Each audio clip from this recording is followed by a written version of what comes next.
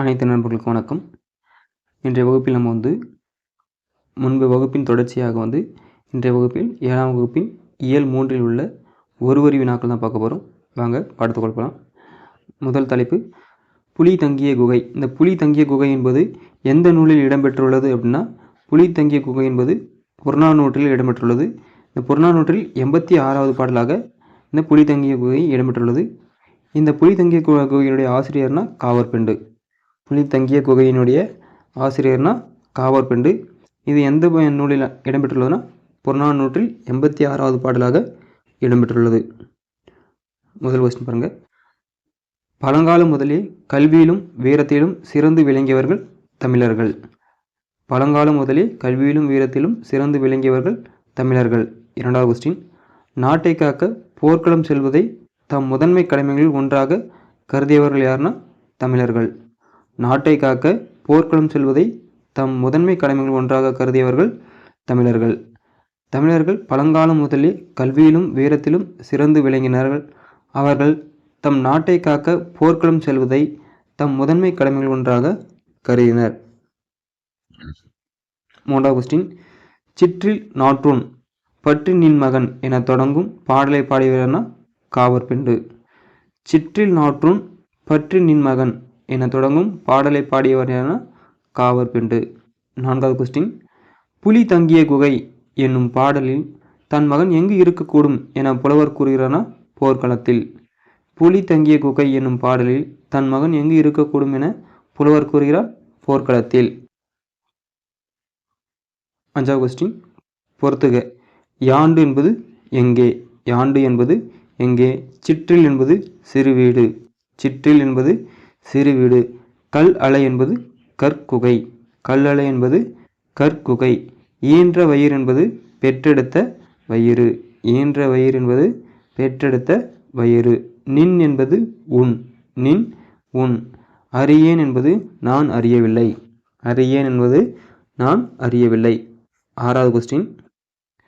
சோழ மன்னன் பேரவை கோப்பெரும் நற்கிள்ளியின் செவிலித்தாயாக விளங்கியவர் யாருன்னா காவற்பெண்டு. சோழ மன்னன் பேரவை கோப்பெரும் நற்கிள்ளியின் செவிலித்தாயாக விளங்கியவர் யாருன்னா காவற்பெண்டு. காவற்பெண்டு சங்ககால பெண் பார்ப்பவர்கள் ஒருவர். சோழ மன்னன் பேரவை கோப்பெரும் நற்கிள்ளியின் செவிலித்தாயாக விளங்கியவர். ஏழாவது கொஸ்டின். காவற்பெண்டு பாடிய புலி தங்கிய குகை பாடலின் கருப்பொருள் என்ன? சங்ககால மக்களின் வீரம். காவற்பெண்டு பாடிய புலி தங்கிய குகை பாடலின் கருப்பொருள் என்ன? சங்ககால மக்களினுடைய வீரம். எட்டாவது கொஸ்டின். காவற்பெண்டு பாடிய ஒரே ஒரு பாடல் எதில் இடம்பெற்றுள்ளதுன்னா புறநானூற்றில் 86வது பாடலாக இடம்பெற்றுள்ளது. காவற்பெண்டு பாடிய ஒரே ஒரு பாடல் எதில் இடம்பெற்றுள்ளதுன்னா புறநானூற்றில் 86வது பாடலாக இடம்பெற்றுள்ளது. 9வது கொஸ்டின். பண்டைய கால தமிழ் மக்களின் வாழ்க்கை முறை, நாகரிகம், பண்பாடு, வீரம் முதலியவற்றை வெளிப்படுத்தும் நூல் எதுனா புறநானூறு. பண்டைய கால தமிழ் மக்களின் வாழ்க்கை முறை, நாகரிகம், பண்பாடு, வீரம் முதலியவற்றை வெளிப்படுத்தும் நூல் எதுனா புறநானூறு. புறநானூறு 8 தொகை நூல்களில் ஒன்று. இந்நூல் பண்டைய கால தமிழ் மக்களின் வாழ்க்கை முறை, நாகரிகம், பண்பாடு, வீரம் முதலியவற்றை வெளிப்படுத்தும் நூலாக விளங்குகிறது. 10வது கொஸ்டின். யாண்டுளனோ என்னும் சொல்லை பிரித்து எழுதுக. யாண்டு கூட்டல் உளனோ. யாண்டுளனோ என்ற சொல்லை பிரித்து எழுதுக. யாண்டு கூட்டல் உளனோ. இதில் பாருங்க, யாண்டு கூட்டல் உளனோ என்பது யாண்டுளனோ.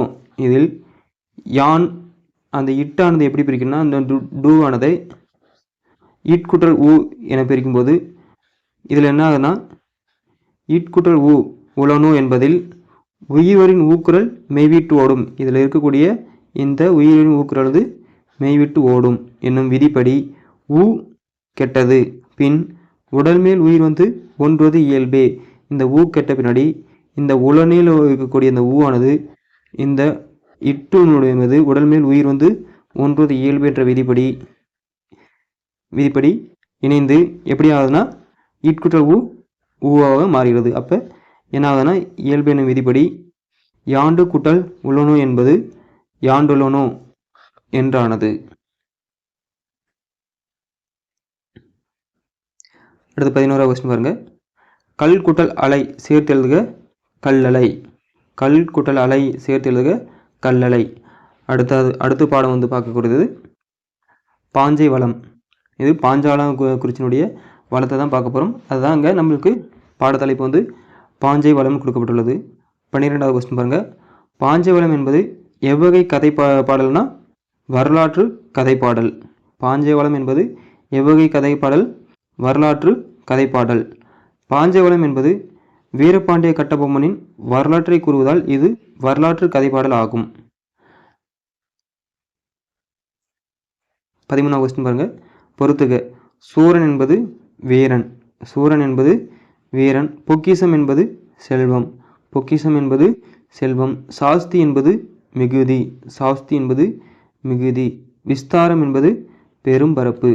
விஸ்தாரம் என்பது பெரும் பரப்பு. அடுத்து வாரணம் என்பது யானை. வாரணம் என்பது யானை. பரி என்பது குதிரை. பரி என்பது குதிரை. சிங்காரம் என்பது அழகு. சிங்காரம் என்பது அழகு. கமுகு என்பது பாக்கு. கமுகு என்பது பாக்கு. 14வது கொஸ்டின் பாருங்க. கட்டபொம்மன் ஆட்சி செய்த ஊர் எதுனா பாஞ்சாலங்குறிச்சி. கட்டபொம்மன் ஆட்சி செய்த ஊர் எதுனா பாஞ்சாலங்குறிச்சி. 15வது கொஸ்டின். பாஞ்சை வளம் என்னும் பாடலில் நாட்டின் வளத்தை கூறி விளையாடுவது எதுனா மயில்கள். பாஞ்சை வளம் என்னும் பாடலில் நாட்டின் வளத்தை கூறி விளையாடுவது எது? மயில்கள். சோலையில் மாங்குயில் கூப்பிடுமாம், வளம் சொல்லி மயில் விளையாடுமாம் என்ற வரிகள் நாட்டின் வளத்தை கூறி விளையாடுவது மயில்கள் என்கிறது. 16வது கொஸ்டின். பாஞ்சை வளம் என்னும் பாடலில் முயலானது தன்னை பிடிக்க வரும் எந்த விலங்கை விரட்டிவிடுனா நாய். பாஞ்சை வளம் என்னும் பாடலில் முயலானது தன்னை பிடிக்க வரும் எந்த விலங்கை விரட்டிவிடுனா நாயை.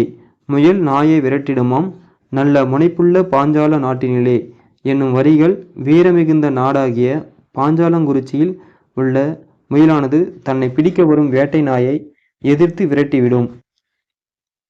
17வது கொஸ்டின். எவை நீர்நிலையில் ஒரே துறையில் நின்று நீர் குடிக்கும் என்று பாஞ்சை வளம் பாடலில் கூறுகிறதுனா பசுவும் புலியும். எவை நீர்நிலையில் ஒரே துறையில் நின்று நீர் குடிக்கும் என்று பாஞ்சை வளம் பாடலில் கூறுகிறதுனா பசுவும் புலியும். 18வது கொஸ்டின். மன்னன் கட்டபொம்மனின் பெயரை சொன்னால் கறந்து வைத்த பாலை கூட எது குடிக்காது என பாஞ்சை வளம் பாடல் கூறுகிறதுனா காகம்.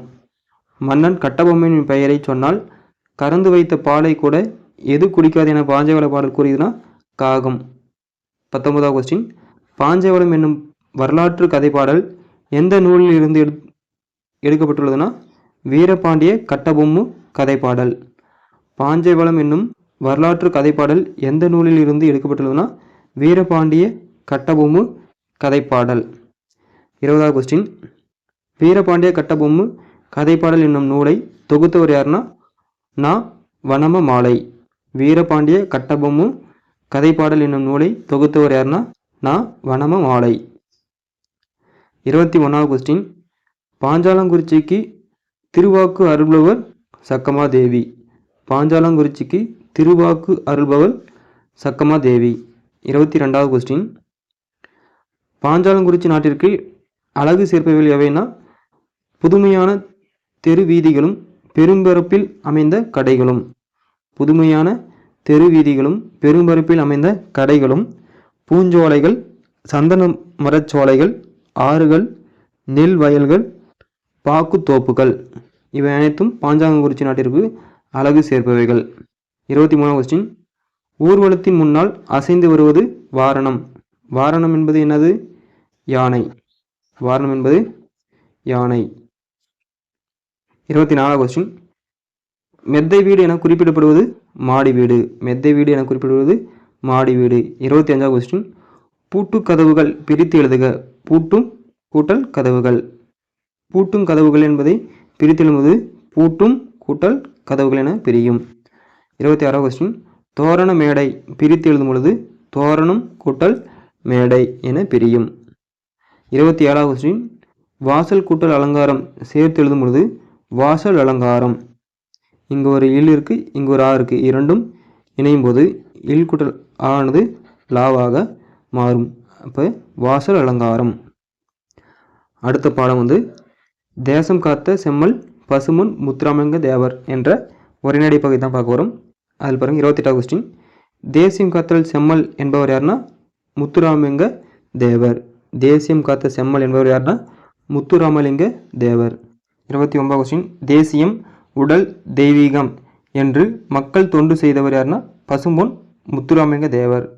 தேசியம் உடல் தெய்வீகம் என்று மக்கள் தொண்டு செய்தவர் யாருன்னா பசும்பொன் முத்துராமலிங்க தேவர். 30வது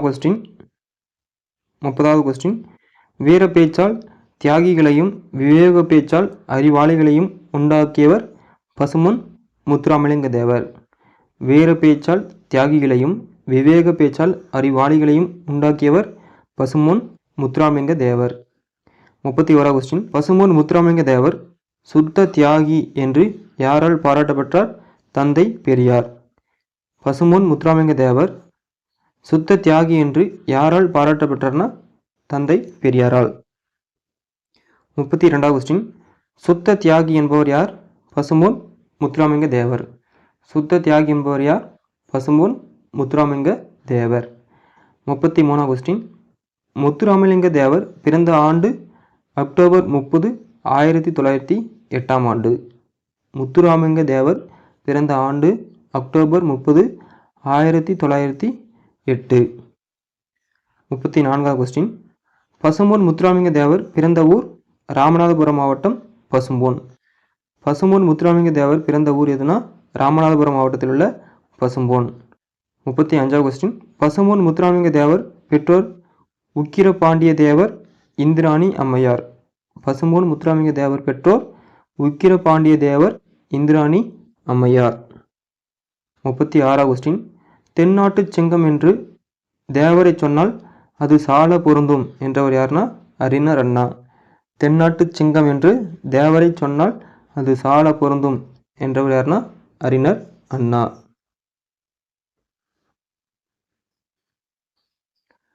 37வது கொஸ்டின். பசும்பொன் முத்துராமலிங்க தேவர் யாரால் வளர்க்கப்பட்டார்னா இஸ்லாமிய தாயால். பசும்பொன் முத்துராமலிங்க தேவர் யாரால் வளர்க்கப்பட்டார்னா இஸ்லாமிய தாயால் வளர்க்கப்பட்டார். முத்துராமலிங்க தேவர் தொடக்க கல்வியை எங்கு கற்றார்னா கமுதியில். முத்துராமலிங்க தேவர் தொடக்க கல்வியை எங்கு கற்றார்னா கமுதியில். முத்துராமலிங்க தேவர் உயர்நிலை கல்வி கற்ற இடம் வந்து மதுரை பசுமலை பள்ளி. முத்துராமலிங்க தேவர் உயர்நிலை கல்வி கற்ற இடம் வந்து மதுரை பசுமலை பள்ளியில். 39வது கொஸ்டின். முத்துராமலிங்க தேவர் உயர்நிலை கல்வி கற்றபோது எந்த ஊரில் பிளேக் நோய் பரவியதுனா ராமநாதபுரத்தில். முத்துராமலிங்க தேவர் உயர்நிலை கல்வி கற்றபோது எந்த ஊரில் பிளேக் நோய் பரவியதுனா ராமநாதபுரம். 40வது கொஸ்டின். முத்துராமலிங்க தேவரின் படிப்பு பாதிக்கப்பட்டது எதனால்? பிளேக் நோய் பரவியதால். முத்துராமலிங்க தேவரின் படிப்பு பாதிக்கப்பட்டது எதனால்னா பிளேக் நோய் பரவியதால். 41வது கொஸ்டின். முத்துராமலிங்க தேவர் சொற்பொழிவு ஆற்றும் மொழிகள் எதுனா தமிழ், ஆங்கிலம். முத்துராமலிங்க தேவர் சொற்பொழிவு ஆற்றும் மொழிகள் வந்து தமிழ், ஆங்கிலம். 42வது கொஸ்டின். சிலம்பம், குதிரையாட்டம், துப்பாக்கி சுடுதல், ஜோதிடம், மருத்துவம் போன்ற துறைகளில் வல்லவராக விளங்கியவர் பசும்பொன் முத்துராமலிங்க தேவர். சிலம்பம், குதிரையாட்டம், துப்பாக்கி சுடுதல், ஜோதிடம், மருத்துவம் போன்ற துறைகளில் வல்லவராக விளங்கியவர் பசும்பொன் முத்துராமலிங்க தேவர். 43வது கொஸ்டின். முத்துராமலிங்க தேவருக்கு எப்போது அரசியல் ஆர்வம் ஏற்பட்டதுன்னா அவருடைய இளமை வயதில். முத்துராமலிங்க தேவருக்கு எப்பொழுது அரசியல் ஆர்வம் ஏற்பட்டதுன்னா இளமையில். 44வது கொஸ்டின். 1936ஆம் ஆண்டு தேர்தலில் விருதுநகர் தொகுதியில் போட்டியிட முன் வந்தவர் யாருன்னா பெருந்தலைவர் காமராஜர். 1936ஆம் ஆண்டு தேர்தலில் விருதுநகர் தொகுதியில் போட்டியிட முன் வந்தவர் பெருந்தலைவர் காமராஜர். 45வது கொஸ்டின். ராமநாதபுரத்தில் யார் யார் தேர்தலில் போட்டியிடும் நிலை இருந்ததுன்னா நகராட்சிக்கு வரி செலுத்துபவர்கள் மட்டும். ராமநாதபுரத்தில் யார் யார் தேர்தலில் போட்டியிடும் நிலை இருந்ததுன்னா நகராட்சிக்கு வரி செலுத்துபவர்கள் மட்டும். 46வது கொஸ்டின். காமராஜரை தேர்தலில் போட்டியிட வைத்தவர் முத்துராமலிங்க தேவர். காமராஜரை தேர்தலில் போட்டியிட வைத்தவர் முத்துராமலிங்க தேவர். 47வது கொஸ்டின்.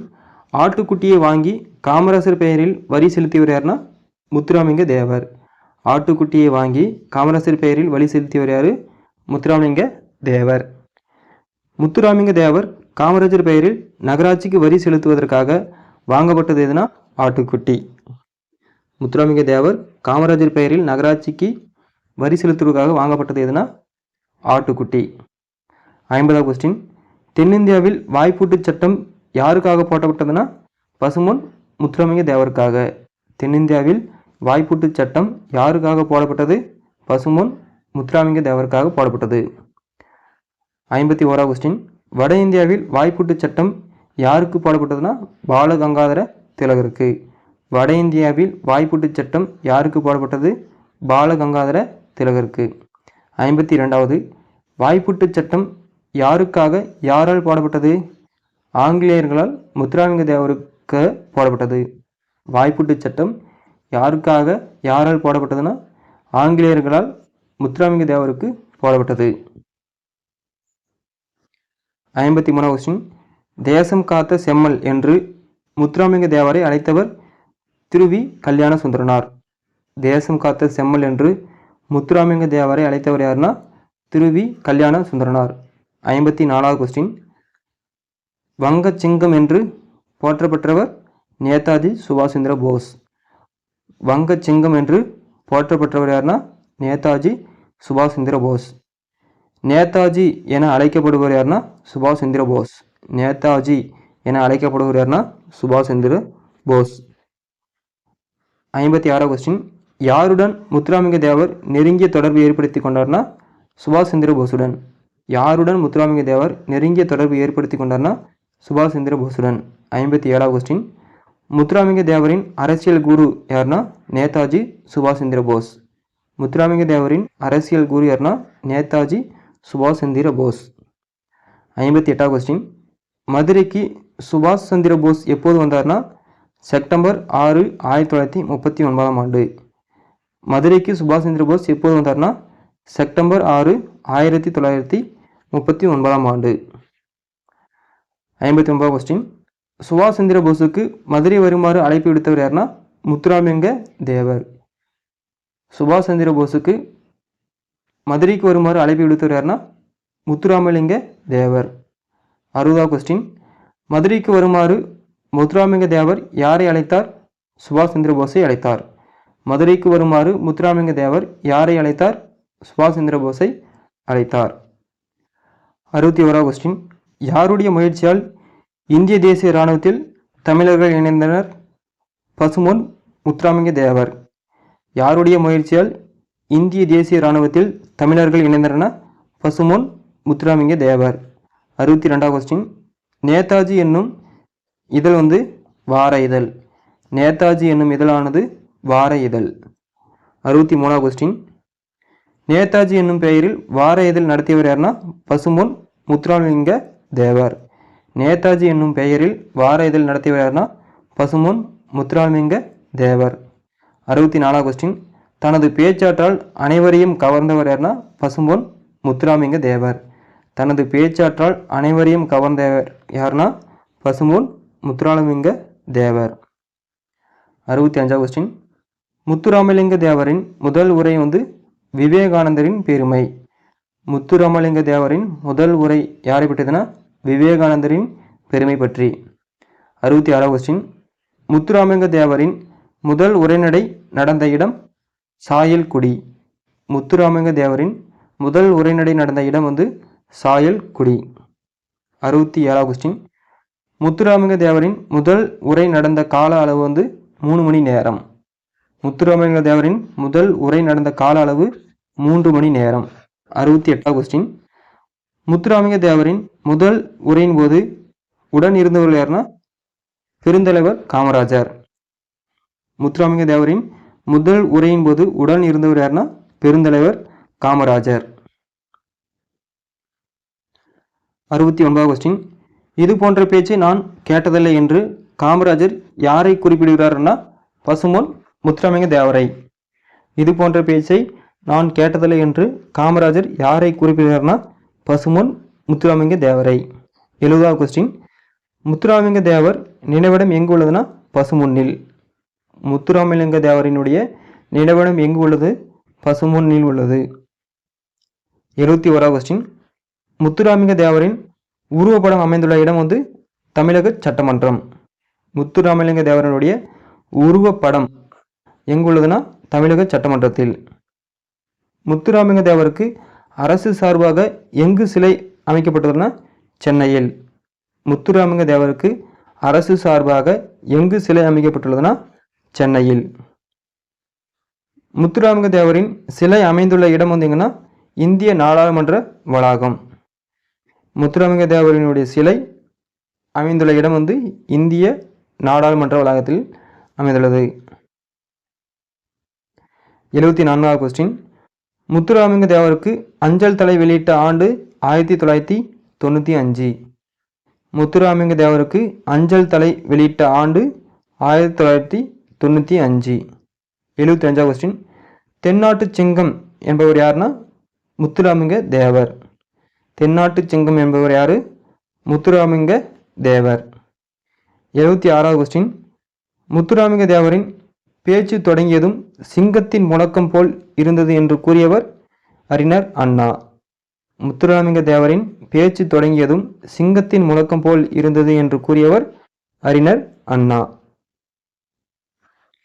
77வது கொஸ்டின், முத்துராமலிங்க தேவர் பேச்சு உள்ளத்திலிருந்து வெளிவருகிறது, உதடுகளிலிருந்து அல்ல. உள்ளத்தால் எதிலும் பற்றற்று உண்மை எனப்பட்டதை மறைக்காமல் பேசுவது அவர் வழக்கம் என கூறியவர் ராஜாஜி. முத்துராமலிங்க தேவர் பேச்சு உள்ளத்திலிருந்து வெளிவருகிறது, உதடுகளிலிருந்து அல்ல. உள்ளத்தால் எதிலும் பற்றற்று உண்மை எனப்பட்டதை மறைக்காமல் பேசுவது அவர் வழக்கம் என கூறியவர் யார்னா ராஜாஜி. 78வது கொஸ்டின், வட இந்திய இதழ்கள் முத்துராமலிங்க தேவரின் பேச்சு யார் யார் பேசியது போல் இருந்ததாக பாராட்டினர்னா விட்டல்பாய் மற்றும் வல்லபாய் பட்டேல் போன்று இருந்ததாக பாராட்டினார்கள். வட இந்திய இதழ்கள் முத்துராமலிங்க தேவரின் பேச்சு யார் யார் பேசியது போல் இருந்ததாக பாராட்டினார்கள்னா விட்டல்பாய் போன்றும் வல்லபாய் பட்டேல் போன்றும். 79வது கொஸ்டின், ராமநாதபுரம் மக்களின் பேராதரவு பெற்றவர் யாருன்னா முத்துராமலிங்க தேவர். ராமநாதபுரம் மக்களின் பேராதரவு பெற்றவர் யாருன்னா முத்துராமலிங்க தேவர். 80வது கொஸ்டின், 1939ஆம் ஆண்டு தேர்தலில் முத்துராமலிங்க தேவர் யாரை எதிர்த்து போட்டியிட்டார்னா சண்முக ராஜேஸ்வர சேதுபதியை.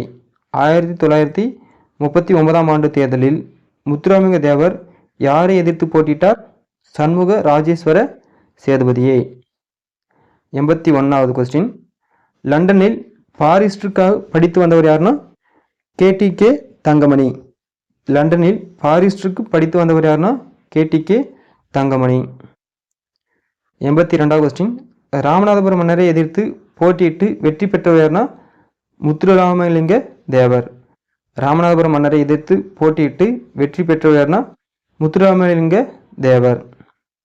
83வது கொஸ்டின், புப்புளி அரசரை எதிர்த்து போட்டியிட்டவர் யாருன்னா VV கிரி. புப்புளி அரசரை எதிர்த்து போட்டியிட்டவர் யாருன்னா VV கிரி.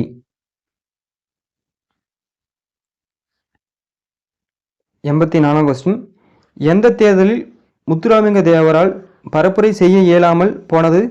1962ஆம் ஆண்டு நடைபெற்ற நாடாளுமன்ற தேர்தலில். எந்த தேர்தலில் முத்துராமலிங்க தேவரால் பரப்புரை செய்ய இயலாமல் போனதுன்னா 1962ஆம் ஆண்டு நடைபெற்ற நாடாளுமன்ற தேர்தலின் போது. 85வது கொஸ்டின், மக்களை ஒடுக்குவதற்காக கொண்டு வரப்பட்ட சட்டம் என்னன்னா குற்றப்பரம்பரை சட்டம். மக்களை ஒடுக்குவதற்காக கொண்டு வரப்பட்ட சட்டம் குற்றப்பரம்பரை சட்டம். 86வது கொஸ்டின், பிறப்பாலேயே ஒருவரை குற்றவாளியாக கருதும் சட்டம் வந்து குற்றப்பரம்பரை சட்டம். பிறப்பாலேயே ஒருவரை குற்றவாளியாக கருதும் சட்டம் குற்றப்பரம்பரை சட்டம். 87வது கொஸ்டின், குற்றப்பரம்பரை சட்டத்திற்கு எதிராக போராடியவர் யாருன்னா முத்துராமலிங்க தேவர். குற்றப்பரம்பரை சட்டத்திற்கு எதிராக போராடியவர் யாருன்னா முத்துராமலிங்க தேவர். 88வது கொஸ்டின், குற்றப்பரம்பரை சட்டம் எதிர்ப்பு மாநாட்டை நடத்தியவர் யாருன்னா முத்துராமலிங்க தேவர். குற்றப்பரம்பரை சட்டம் எதிர்ப்பு மாநாட்டை நடத்தியவர் யாருன்னா முத்துராமலிங்க தேவர். 89வது கொஸ்டின், குற்றப்பரம்பரை சட்டம் எதிர்த்து மாநாடு நடந்த நாட்கள் வந்து எந்த நாட்கள்னா 12 மற்றும் 13 மே 1934. குற்றப்பரம்பரை சட்டம் எதிர்த்து மாநாடு நடந்த நாட்கள் வந்து 12 மற்றும் 13 மே 1934. 90வது கொஸ்டின், குற்றப்பரம்பரை சட்டம் எப்போது நீக்கப்பட்டதுன்னா 1948ஆம் ஆண்டு. குற்றப்பரம்பரை சட்டம் எப்போது நீக்கப்பட்டதுன்னா 1948ஆம் ஆண்டு. 91வது கொஸ்டின், ஆலய நுழைவு போராட்டம் நடந்த நாள் வந்து ஜூலை 8, 1939ஆம் ஆண்டு. ஆலய நுழைவு போராட்டம் நடந்த நாள் வந்து ஜூலை 8, 1939. 92வது கொஸ்டின், ஆலய நுழைவு போராட்டத்தை நடத்த திட்டமிட்டவர் யாருன்னா மதுரை வைத்தியநாத ஐயர். ஆலய நுழைவு போராட்டத்தை நடத்த திட்டமிட்டவர் யாருன்னா மதுரை வைத்தியநாத ஐயர். 93வது கொஸ்டின், ஆலய நுழைவு போராட்டம் நடந்த கோயில் வந்து எதுனா மதுரை மீனாட்சி அம்மன் கோவில்.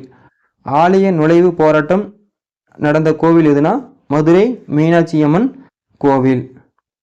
94வது கொஸ்டின், ஆலய நுழைவு போராட்டத்தை வெற்றி பெற செய்தவர் யாருன்னா பசும்பொன் முத்துராமலிங்க தேவர்.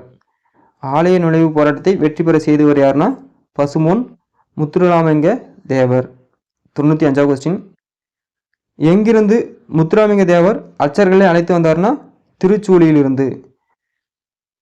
எங்கிருந்து முத்துராமலிங்க தேவர் வந்து அச்சர்களை அழைத்து வந்தார்னா திருச்சூழியிலிருந்து அழைத்து வந்தார்.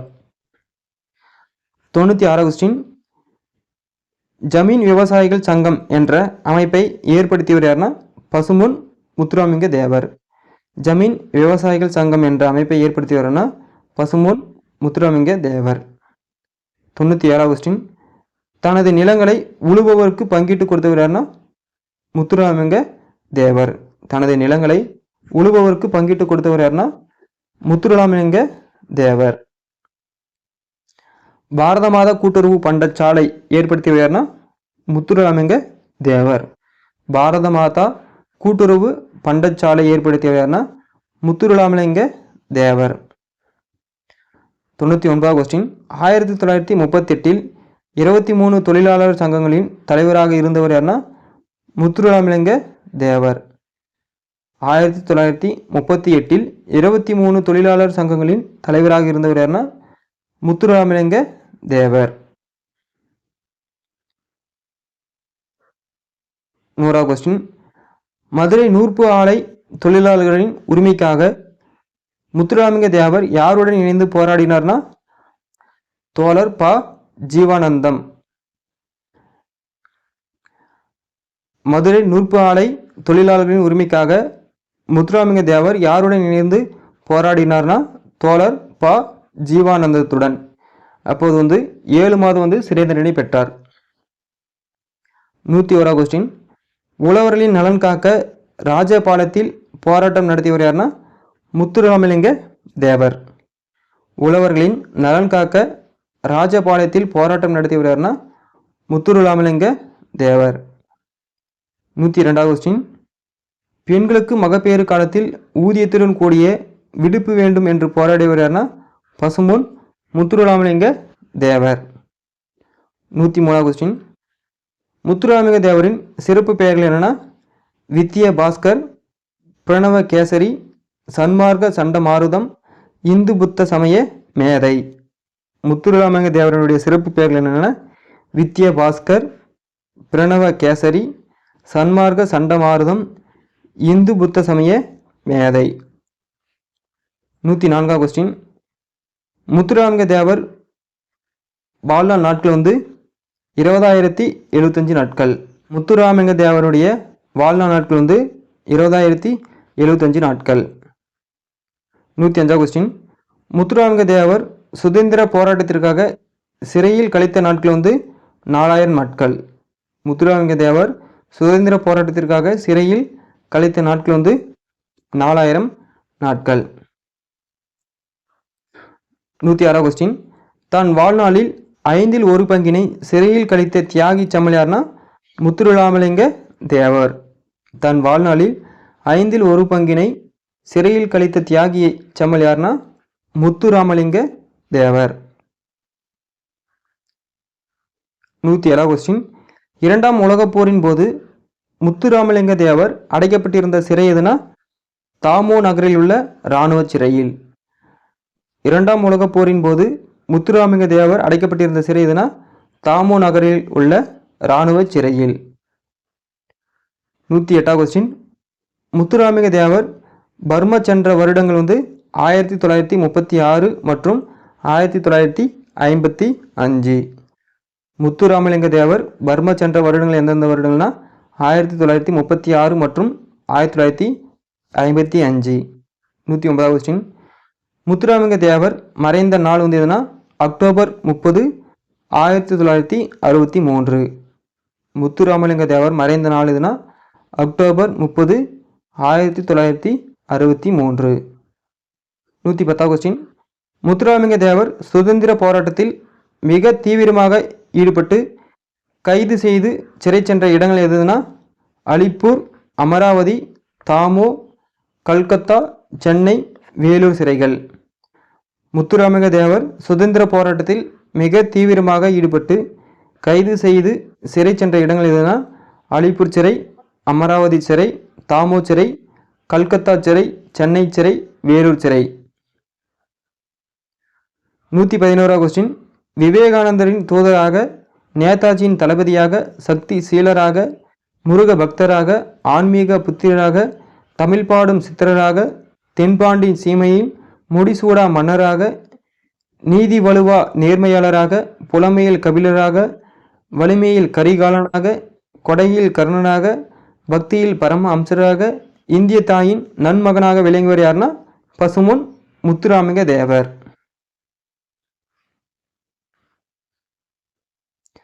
112ஆவது கொஸ்டின். பொது தொண்டுக்கு இடையூறாக இருக்கும் என கருதி திருமணம் செய்து கொள்ளாமல் தியாக வாழ்வு வாழ்ந்தவர்கள் யாருன்னா பசும்பொன் முத்துராமலிங்க தேவர் மற்றும் கர்மவீரர் காமராஜரும் திருமணம் செய்து கொள்ளவில்லை. அடுத்த பாடத்தலைப்பு கப்பலோட்டிய தமிழர் என்ற பாடத்தலைப்பு தான் பார்க்க போகிறோம். 113ஆவது கொஸ்டின். 113ஆவது கொஸ்டின். கப்பலோட்டிய தமிழன் என அழைக்கப்படுபவர் யாருன்னா வ.உ. சிதம்பரனார். கப்பலோட்டிய தமிழன் என அழைக்கப்படுவர் யாருன்னா வ.உ. சிதம்பரனார். 114ஆவது கொஸ்டின். வசையொலிய வாழ்வாரே வாழ்வார் என்றவர் யாருன்னா வள்ளுவர். வசையொலிய வாழ்வாரே வாழ்வார் என்றவர் யாருன்னா வள்ளுவர். சுதேசி கப்பல் நிறுவனத்தின் தலைவர் யாருன்னா பண்டித் துரையார். சுதேசி கப்பல் நிறுவனத்தின் தலைவர் யாருன்னா பண்டித் துரையார். சுதேசி கப்பல் நிறுவனத்தினுடைய செயலாளர் யாருன்னா வ.உ. சிதம்பரனார். சுதேசி கப்பல் நிறுவனத்தினுடைய செயலாளர் யாருன்னா வ.உ. சிதம்பரனார். 117ஆவது கொஸ்டின். சுதந்திரம் எனது பிறப்புரிமை, அதை அடைந்தே தீருவேன் என கூறியவர் யாருன்னா பால கங்காதர திலகர். இவர் ஒரு மராட்டிய வீரர். சுதந்திரம் எனது பிறப்புரிமை, அதை அடைந்தே தீருவேன் என கூறியவர் யாருன்னா பால கங்காதர திலகர். 118ஆவது கொஸ்டின். வந்தே மாதரம் என்போம், எங்கள் மாநில தாயை வணங்குவதும் என்போம் என்று பாடியவர் யாருன்னா பாரதியார். வந்தே மாதரம் என்போம், எங்கள் மாநில தாயை வணங்குவதும் என்போம் என்று பாடியவர் யாருன்னா பாரதியார். வந்தே மாதரம் என்ற சுதேச மந்திரம் வங்க நாட்டில் பிறந்தது. வந்தே மாதரம் என்ற சுதேச மந்திரம் வங்க நாட்டில் பிறந்தது. இது காட்டுத்தீ போல் எங்கும் பரவிற்று.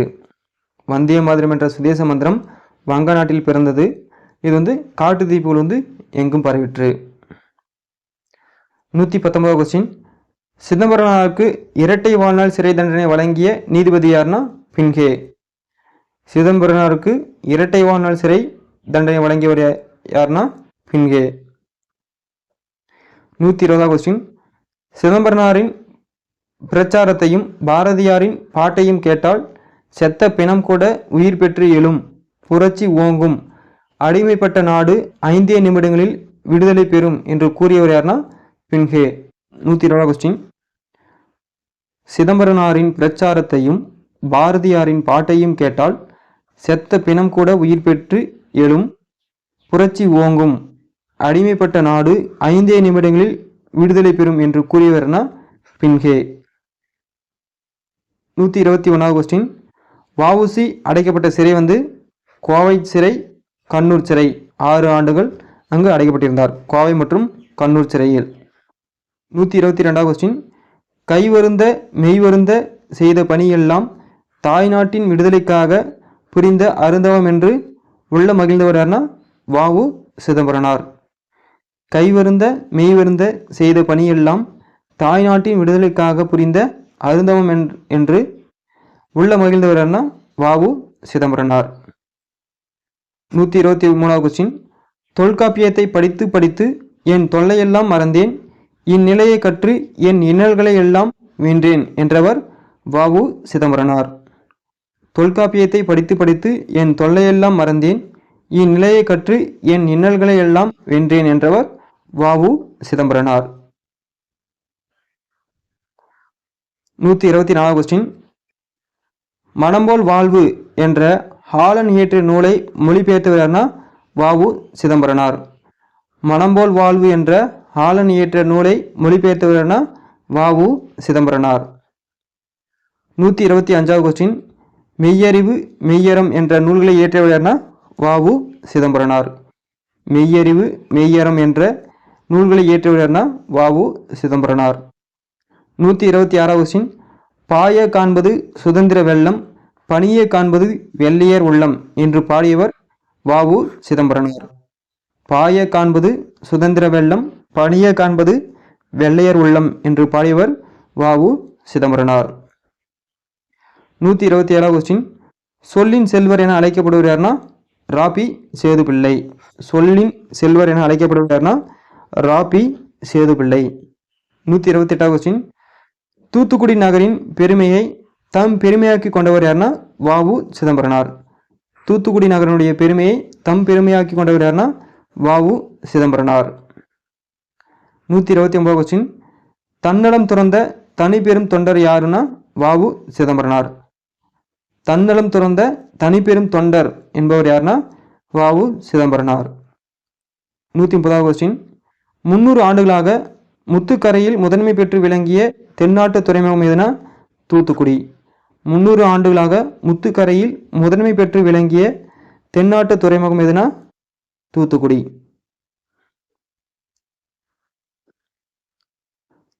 131வது கொஸ்டின்.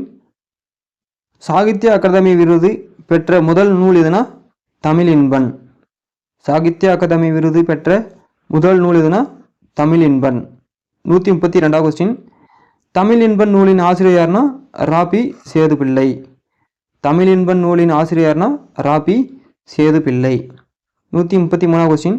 ராபி சேதுவின் நூல்கள்னா ஆற்றங்கரையிலே கடற்கரையிலே, தமிழ் விருந்து, தமிழகம் ஊரும் பேரும், மேடை பேச்சு. ராபி சேதுவின் உடைய நூல்கள் எதுனா ஆற்றங்கரையிலேயே, அடுத்தது கடற்கரையிலேயே, தமிழும் விருதும், தமிழகம் ஊரும் பேரும், மேடை பேச்சு. இதில் ராபி சேதுவினுடைய நூல்களாகும். 134வது கொஸ்டின். செய்யுளுக்கே உரிய எதுகை மோனை என்பவற்றை உரைநடைக்குள் கொண்டு வந்தவர் யாருன்னா ராபி சேதுப்பிள்ளை. செய்யுளுக்கே உரிய எதுகை மோனை என்பவற்றை உரைநடைக்குள் கொண்டு வந்தவர் யாருன்னா ராபி சேதுப்பிள்ளை. ராபி சேதுப்பிள்ளை தமிழ் அறிஞர், எழுத்தாளர், வழக்கறிஞர், மேடை பேச்சாளர் என பன்முகத்திறன் பெற்றவர். 135வது கொஸ்டின். தமிழ் பெருந்துரையே, உன் தாழ்விலும் வாழ்விலும் எந்த நாளிலும் என் தமிழ்தாயை நான் மறந்தறியேன். இந்த நகரத்தில் வக்கீல் வேலை பார்த்து வளமுற வாழ்ந்த நாளில் வள்ளல் பாண்டித்துறையோடு உறவு கொண்டு தமிழ் நூல்களை கற்றேன் என்றவர் யாருன்னா வாவு சிதம்பரனார். தமிழ் பெருந்துரையே, உன் தாழ்விலும் வாழ்விலும் எந்த நாளிலும் என் தமிழ்தாயை நான் மறந்தறியேன். இந்த நகரத்தில் வக்கீல் வேலையை பார்த்து வளமுற வாழ்ந்த நாளில் வள்ளல் பாண்டித்துறையோடு உறவு கொண்டு தமிழ் நூல்களை கற்றேன் என்றவர் யாருன்னா வாவு சிதம்பரனார். 136வது கொஸ்டின். சிறைச்சாலையில் செக்கிழுத்த துயரத்தை மாற்றியது எந்தன் செந்தமிழன்றோ, கைத்தோல் உரிய கடும்பணி புரிந்த போது என் கண்ணீரை மாற்றியது கன்னி தமிழன்றோ என்றவர் யாருன்னா வாவு சிதம்பரனார். சிறைச்சாலையில் செக்கிழுத்த துயரத்தை மாற்றியது எந்தன் செந்தமிழன்றோ, கைத்தோல் உரிய கடும்பணி புரிந்த போது என் கண்ணீரை மாற்றியது கன்னி தமிழன்றோ என்றவர் வாவு சிதம்பரனார். 137வது கொஸ்டின். சிறைவாழ்வு முடிந்து வ.உ. சிதம்பரனார் வந்த ஊர் எதுனா முத்துநகர். சிறைவாழ்வு முடிந்து வ.உ. சிதம்பரனார் வந்த ஊர் எதுனா முத்துநகர். அடுத்த பாடம் வந்து வழக்கு இலக்கண பகுதி பார்க்க போகிறோம். 138 கொஸ்டின் பாருங்க. எழுத்திலும் பேச்சிலும் சொற்களை பயன்படுத்தும் முறை வந்து வழக்கு எனப்படும். எழுத்திலும் பேச்சிலும் சொற்களை பயன்படுத்தும் முறைக்கு வந்து வழக்கு எனப்படும். 139 கொஸ்டின். நம் முன்னோர் எந்தெந்த சொற்களை என்னென்ன பொருளில் பயன்படுத்தினார்களோ அச்சொற்களை அவ்வாறே பயன்படுத்துவதை வழக்கு என்பார். நம் முன்னோர் எந்தெந்த சொற்களை என்னென்ன பொருளில் பயன்படுத்தினார்களோ அச்சொற்களை அவ்வாறே பயன்படுத்துவதை வழக்கு என்பார். 140 கொஸ்டின். வழக்கு எத்தனை வகைப்படும்னா 2 வகைப்படும். வழக்கு எத்தனை வகைப்படும்? 2 வகைப்படும். அவைகள் இயல்பு வழக்கு, தகுதி வழக்கு என்று 2 வகைப்படும். என்னென்ன? இயல்பு வழக்கு 1, தகுதி வழக்கு 2. 141 கொஸ்டின். ஒரு பொருளை அதற்கே உரிய இயல்பான சொற்களால் குறிப்பிடுவது வந்து இயல்பு வழக்கு. ஒரு பொருளை அதற்கே உரிய இயல்பான சொற்களால் குறிப்பிடுவது இயல்பு வழக்கு. 142 கொஸ்டின். இயல்பு வழக்கு எத்தனை வகைப்படும்னா இயல்பு வழக்கு 3 வகைப்படும். அவைகள் 1 இலக்கணம் உடையது, 2 இலக்கண போலி, 3 மருவு. 143 கொஸ்டின். நிலம், மரம், வான், எழுது ஆகிய சொற்கள் தனக்குரிய பொருளை எவ்வகை மாறுபாடும் இல்லாமல் இயல்பாக தருகின்றன. இவ்வாறு இலக்கண நெறி மாறாமல் முறையாக அமைந்த சொற்கள் வந்து இலக்கணம் உடையது ஆகும். நிலம், மரம், வான், எழுது ஆகிய சொற்கள் தமக்குரிய பொருளை எவ்வகை மாறுபாடும் இல்லாமல் இயல்பாக தருகின்றன. இவ்வாறு இலக்கண நெறி மாறாமல் முறையாக அமைந்த சொற்கள் வந்து இலக்கணம் உடையதாகும். 144 கொஸ்டின். இலக்கண முறைப்படி அமையாவிடினும் இலக்கணம் உடையவை போலவே ஏற்றுக்கொள்ளப்படும் சொற்கள் வந்து இலக்கண போலி எனப்படும். இலக்கண முறைப்படி அமையாவிடினும் இலக்கணம் உடையவை போலவே ஏற்றுக்கொள்ளப்படும் சொற்கள் வந்து இலக்கண போலி எனப்படும். 145 கொஸ்டின். இலக்கண போலி என்பது பெரும்பாலும் சொற்களின் முன்பின் பகுதிகள் இடம் மாறி வருவதையே குறிக்கும். இலக்கண போலி என்பது பெரும்பாலும் சொற்களினுடைய முன்பின் பகுதிகளில் இடம் மாறி வருவதை குறிக்கும். 146 கொஸ்டின். இலக்கண போலியை வந்து முன்பின்னாக தொக்க போலி எனவும் குறிப்பிடுவார். இலக்கண போலியை வந்து முன்பின்னாக தொக்க போலி எனவும் குறிப்பிடுவார். எடுத்துக்காட்டு வந்து புறநகர், கால்வாய், தசை, கடைக்கண், கிளை நுனி.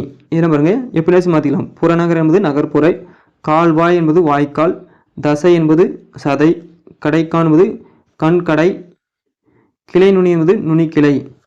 இவ்வாறு அமைவது முன்பின் தொக்க போலி அல்லது இலக்கண போலி ஆகும். 147 கொஸ்டின். இலக்கண நெறியிலிருந்து பிரிந்து சிதைந்து வழங்கும் சொற்கள் மருவு எனப்படும். இலக்கண நெறியில் இருந்து பிரிந்து சிதைந்து வழங்கும் சொற்கள் மருவு எனப்படும். எடுத்துக்காட்டு கோவை, குடந்தை, எந்தை, பொது, சோனாடு, தஞ்சை, நெல்லை. இந்த சொற்களை வந்து முழுமையாக பயன்படுத்தாமல் சுருக்கி பயன்படுத்தும் முறைக்கு வந்து மருவு என்று பெயர். எடுத்துக்காட்டு தஞ்சாவூர் என்பது தஞ்சை, திருநெல்வேலி என்பது நெல்லை, கோயம்புத்தூர் என்பது கோவை என்று சுருக்கி குறிப்பிடுவது மருவு ஆகும். 148 கொஸ்டின். வாயில் என்னும் சொல்லை பேச்சு வழக்கில் வாசல் என வழங்குகிறோம். இது வந்து மருவு ஆகும். வாயில் என்னும் சொல்லை பேச்சு வழக்கில் வாசல் என வழங்குகிறோம். இது என்ன வகை இலக்கணம் உடையதுன்னா மருவு. 149 கொஸ்டின். இல்லத்துக்குள் நுழையும் வழி இல்வாயில் என குறிப்பிட வேண்டும். ஆனால் அதனை வாயில் என வழங்குகிறோம். இது வந்து இலக்கண போலி ஆகும். இல்லத்துக்குள் நுழையும் வழி வந்து இல்வாயில் என குறிப்பிட வேண்டும். ஆனால் அதனை வாயில் என வழங்குகிறோம். இது வந்து இலக்கண போலி ஆகும். 150 கொஸ்டின். ஏதேனும் ஒரு காரணத்தினால் பிறரிடம் சொல்ல தகுதியற்ற சொற்களை தகுதியான வேறு சொற்களால் குறிப்பிடுவது தகுதி வழக்கு ஆகும். ஏதேனும் ஒரு காரணத்தினால் பிறரிடம் சொல்ல தகுதியற்ற சொற்களை தகுதியான வேறு சொற்களால் குறிப்பிடுவது வந்து தகுதி வழக்கு ஆகும். 141 கொஸ்டின். தகுதி வழக்கு எத்தனை வகைப்படும்னா 3 வகைப்படும். தகுதி வழக்கு எத்தனை வகைப்படும்? 3 வகைப்படும். அவைகள் வந்து இடக்கரடக்கல், மங்களம், குழுவுக்குறி. அவைகள் என்னென்னா இடக்கரடக்கல், மங்களம், குழுவுக்குறி. 152 கொஸ்டின். பிறரிடம் வெளிப்படையாக சொல்லத்தகாத சொற்களை தகுதியுடைய வேறு சொற்களாக கூறுவது இடக்கரடக்கல். எடுத்துக்காட்டு, கால் கழுவி வந்தான், குழந்தை வெளியே போய்விட்டது, ஒன்றுக்கு போய் வந்தேன் என்று குறிப்பிடுவதெல்லாம் இடக்கரடக்கல் ஆகும்.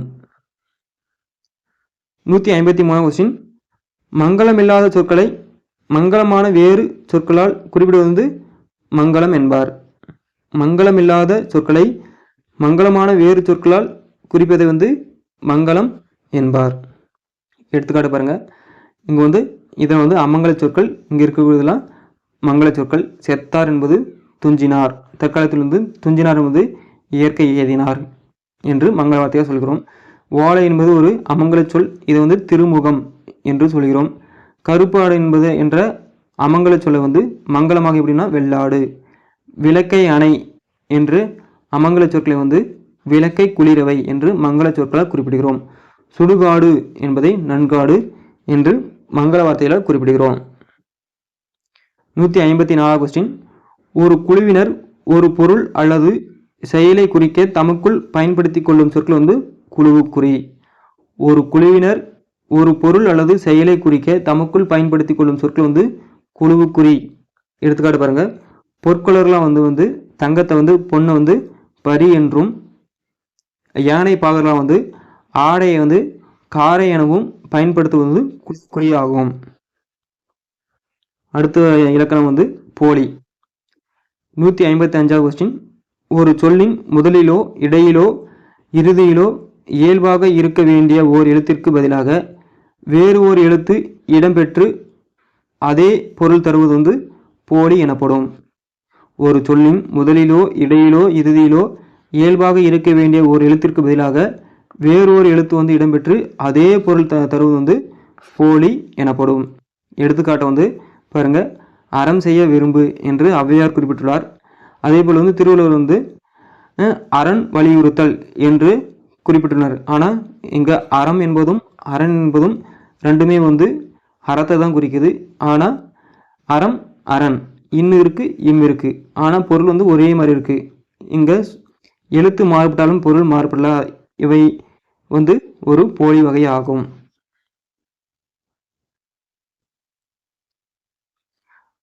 156 கொஸ்டின்.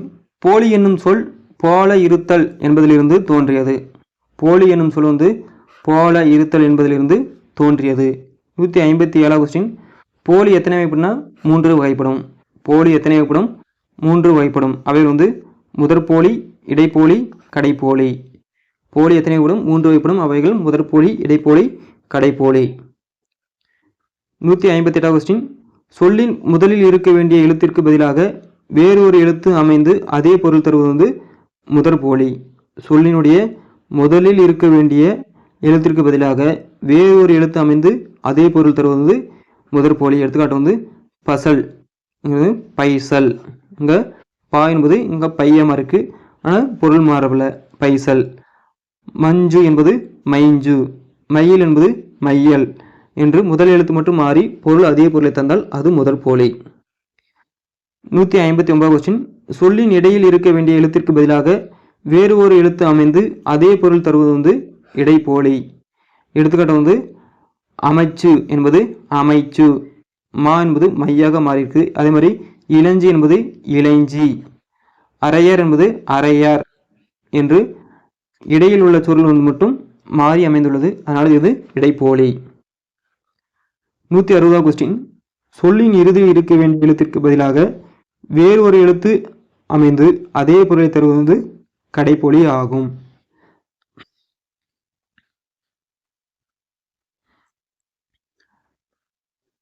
எடுத்துக்காட்டு பாருங்க, அகம், அகன்.